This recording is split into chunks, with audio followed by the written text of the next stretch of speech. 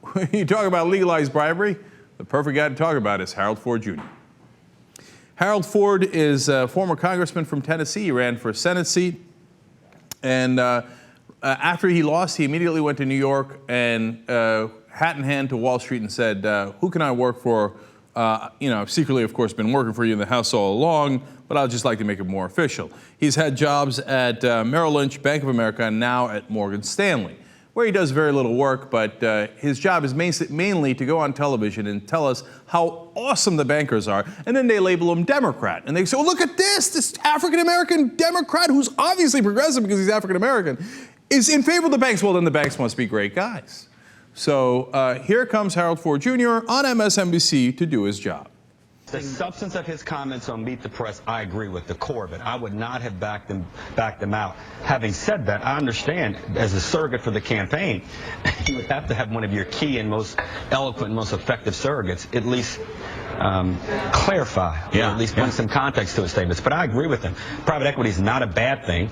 Matter of fact, private equity is a good thing in many, many instances. David Ignatius. I think he defended it pretty aggressively. Yeah, one of the instances that it's a really good thing is when it pays Harold Ford Jr.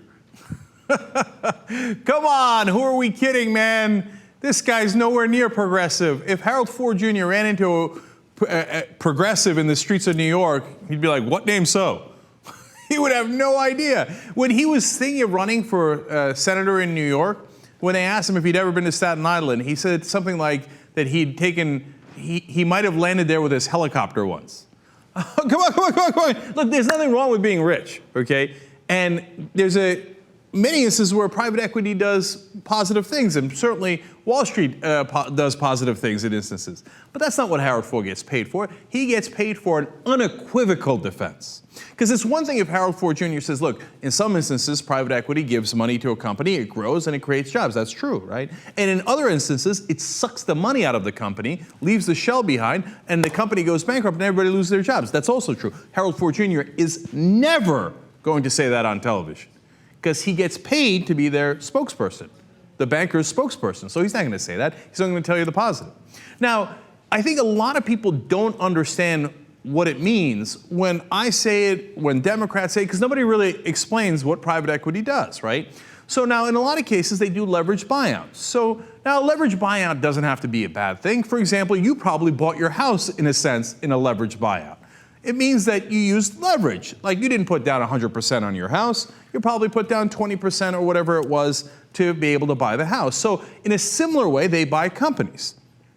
So let me give you really rough examples. So Bain Capital might have gone into a company and said, okay, look, it's $1 million company. We'd like to put in $100,000, borrow the rest, and then we buy the company in a leveraged buyout. So far, not too much wrong with that. They can make it work. They can pay down the payments like you do with your house. Hopefully they grow the company, et cetera, right? And then often that's exactly what happens. But oftentimes what they do is they will either take the first mortgage, in essence, to use this analogy, or this, much more likely, oftentimes they take a second mortgage out the minute that they pay back any of the loans if things are going well. And so, for example, they'll take a second mortgage out for another $200,000. Again, to keep the example really simple, if it's $1 million company, they already put $100,000 in. They take the $200,000 out in the second mortgage, and then they put it in their pockets. Now, wait a minute. If they were putting it back into the company and they were doing it to invest in the company, my dad was a small business owner. He would take out loans and he would invest it back into his business and it would grow the business. There'd be nothing wrong with that. But they take it out of the business and they put it in their pockets. Do you understand the math so far? They initially only put in $100,000. They already got out $200,000. They've doubled their money. So what happens to the company after that is of no concern to them. If they can continue to make more money off of it, great. If the company goes bankrupt, who cares? See, then they get to be called financial geniuses.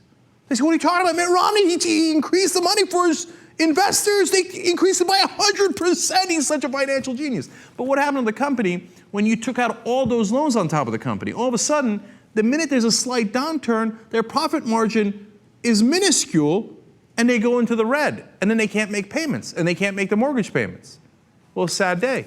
Even if Bain Capital loses its original $100,000, it doesn't matter. They already have the $200,000 in their pockets. But all those employees, as happened at GST Steel, as happened at AMPAT in Indiana, they all lose their jobs. By the way, they also lose their pensions. then who do they come to? Of course, the taxpayers. In the GST Steel case, the taxpayers put in $44 million to cover those guys' pensions. Now, wait a minute. Bain Capital put in $8 million in that case, got out $12 million, and then another $4.5 million in fees. So they doubled their money. They got $16.5 million for their original $8 million investment. Why don't they take the money that they made and give it to the guys who have their pensions? Why is the taxpayer paying for Bain's, if you're being generous, incompetence? But it's really not incompetence. It's financial chicanery, as I just explained to you. So they wind up robbing the employees, robbing the company, robbing the taxpayers, and then they pay Harold Ford Jr. to be their lackey to go on Morning Joe and say, oh, well, private equity, they're financial geniuses. They only do good. They do fantastic work. And then they give campaign contributions to people like Cory Booker. He does the same thing. And then there's guys who already work on Wall Street, like Steve Ratner, who was a car czar under Obama. They're like, well, that's a third Democrat. Here, he's on MSNBC as well. Steve Ratner, are you embarrassed by this ad? I mean, knowing what you know, are you embarrassed by this ad by the Obama campaign?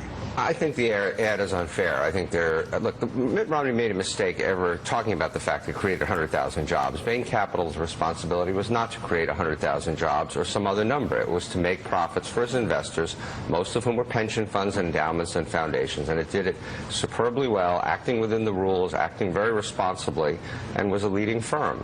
And so, yeah, I do think to pick out an example of somebody who lost their job, unfortunately, this is part of capitalism, this is part of life, and I don't think there's anything Bain Capital did that they need to be embarrassed about.